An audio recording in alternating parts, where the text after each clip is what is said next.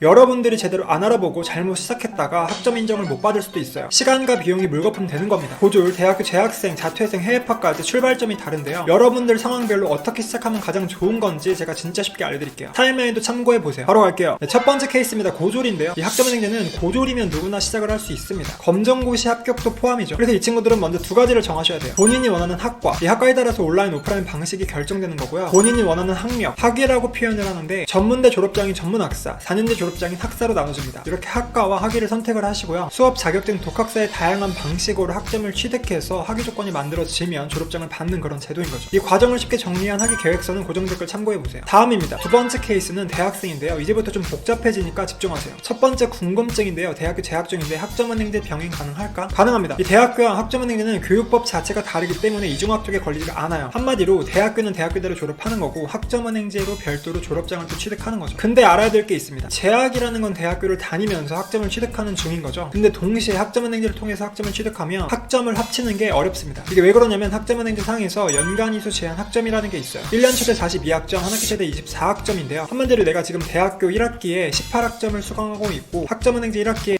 학점을 수강하고 있다. 그럼 1학기 때 총 39학점을 취득을 한 거죠. 한 학기 최대 24학점이라고 제가 말씀드렸으니까 결국 39-24는 15학점이 초과되는 겁니다. 여기서 충돌한다라고 표현을 하는 거예요. 두 번째 궁금증은 대학교에서 취득한 학점을 가져오려면 바로 자퇴를 해야 될까? 아닙니다. 대학교에서 취득한 학점은 자퇴를 하는 시점에 가져올 수 있는 건 맞는데요. 근데 내가 지금 휴학 상태에서 학점은행제를 시작했다. 그러면 위에서 언급한 학점 충돌이 일어나지 않습니다. 한마디로 지금 당장 자퇴할 필요 없는 거고 나중에 자퇴해서 학점 끌어와도 된다는 거죠. 내가 취득한 학점이 몇 년도, 몇 학기 인지가 중요한 거예요. 다만 이때 알아야 될 게 있습니다. 내가 대학교에서 취득한 학점들을 가지고 올 때 전공, 일반, 교양으로 분류를 하게 되는데요. 이때 보통 플래너와 상담을 통해서 내 학점이 어떻게 분류될지를 예상합니다. 근데 실제로 여러분들이 학은제 사이트에 전산상으로 학점이 정확하게 분류되어서 인정까지 완료가 되어야 돼요. 그래야 변동에 대한 리스크가 안 생기는 거죠. 플랜만 믿고 진행하다가 실제 학점 인정에서 누락이 발생해서 졸업이 밀리는 경우는 되게 많이 봤습니다. 복잡하죠? 그래서 정리를 하면 내가 학점을 합칠 거다. 대학교 휴학 및 자퇴 상태에서 진행하시면 되고요. 학점을 절대 안 합칠 거다. 그러면 대학교 상태랑 상관없이 그냥 아무 때나 진행하시면 됩니다. 세 번째 궁금증인데요. 대학교를 졸업한 사람은 어떻게 시작할까? 이때는 조금 달라집니다. 먼저 두 가지를 체크해야 되는데요. 최종 학력과 목표 학위예요. 학력은 내가 전문대를 졸업했냐, 4년제를 졸업했냐. 목표 학위는 전문학사와 학사예요. 이제 조합을 해볼게요. 첫 번째 조합입니다. 내가 전문대를 졸업했는데 다른 전공으로 2년제 전문학사를 가지고 싶다. 그러면 기존 대학교에서 취득한 학점이랑 상관없이 학위 조건 자체가 변경됩니다. 바로 이때 타전공 제도라는 게 나오는 거예요. 36학점만 전공 학점으로 취득을 하신다면 다른 전공의 전문학사가 나와요. 두 번째 조합입니다. 내가 전문대를 졸업했는데 4년제 학사를 가지고 싶다. 이때는 기존에 내가 전문대에서 취득한 학점들을 전공, 일반, 교양으로 분류를 해서 학점을 가지고 와야 됩니다. 그 다음 취득을 희망하는 학과에서 4년제 학사 학위 조건에 맞게 플랜을 세워야 되는 거죠. 세 번째 조합인데요. 내가 4년제를 졸업했다면 기존에 취득한 학점 자체가 필요 없어요. 전문학사는 36학점만 취득을 하면 타전공 전문학사가 되는 거고요. 학사는 48학점만 취득하면 타전공 학사. 이렇게 하면 끝입니다. 네 번째 궁금증인데요. 대학교를 졸업했는데 성적이 안 좋다면 어떻게 할까요? 이때는 대학교를 엮지 마시고요. 고졸이라고 생각해서 영학점부터 시작을 하는 거예요. 그래서 학위를 취득하면 기존 대학교랑 상관없이 별도의 학점은행제 졸업장이 만들어지는 거고요. 학은제에서 새로 취득한 학점으로 성적을 세팅할 수 있는 거죠. 대학교 다닌 사람들은 여기까지입니다. 넘어갈게요. 세 번째 케이스인데요. 해외파예요. 일반적으로 제가 봤을 때 다양한 케이스들이 있는데 핵심 포인트는 이거예요. 국내에서 고졸로 인정을 받을 수 있느냐. 우리나라에서 고등학교까지 졸업을 하고 해외로 나간 거면 바로 시작 가능하고요. 해외에서 고등학교를 졸업했다면 내가 해외 고등학교를 졸업했다는 그 서류들을 공증 처리를 통해서 아포스티오 과정이라는 게 따로 있습니다. 그래서 국내에서 고졸로 인정을 받아야 돼요. 그러면 시작이 가능해요. 보통 해외파여도 고등학교 졸업은 잘 인정되는 편이에요. 질의응답 몇 개를 해볼 텐데 해외 대학교에서 취득한 학점을 활용할 수 있을까요? 이거는 거의 불가능합니다. 현실적으로 해외 대학교에서 취득한 학점은 학점은행제로 인정을 받을 수가 없어요. 두 번째, 해외 대학교의 학력을 국내에서 인정받을 수 있을까요? 이거는 보통 가능합니다. 그래서 해외 대학교를 졸업한 거라면 별도의 서류들을 준비해서 인정을 받아볼 수 있어요. 근데 해외파의 가장 많은 케이스가 뭐냐면 해외 대학교를 다니던 도중에 국내 대학교를 편입을 하는 경우예요. 그러면 국내에서 고졸로 먼저 인정을 받고 학점은행제를 시작해서 학력 조건을 만들고요. 편입 지원 자격을 갖추는 게 일반적인 케이스입니다. 이외에도 다양한 케이스들이 많은데요. 내가 이전에 자격증을 취득했다거나 군대에서 훈련받은 학점들이 있다거나 한마디로 여러분들이 학은제 관련해서 상담을 하실 때요. 본인이 했던 모든 기록들을 말씀하시면 좋아요. 이렇게 처음에 체크를 해야지 손해보는 일이 없어요. 이제 내 상황에서 어떻게 시작할지 감이 오시나요? 제가 큰 틀에서 설명을 드린 거고 세부적으로 들어가면 너무나 많은 케이스들이 존재합니다. 고정 댓글 참고해서 여러분들의 이야기를 들려주세요.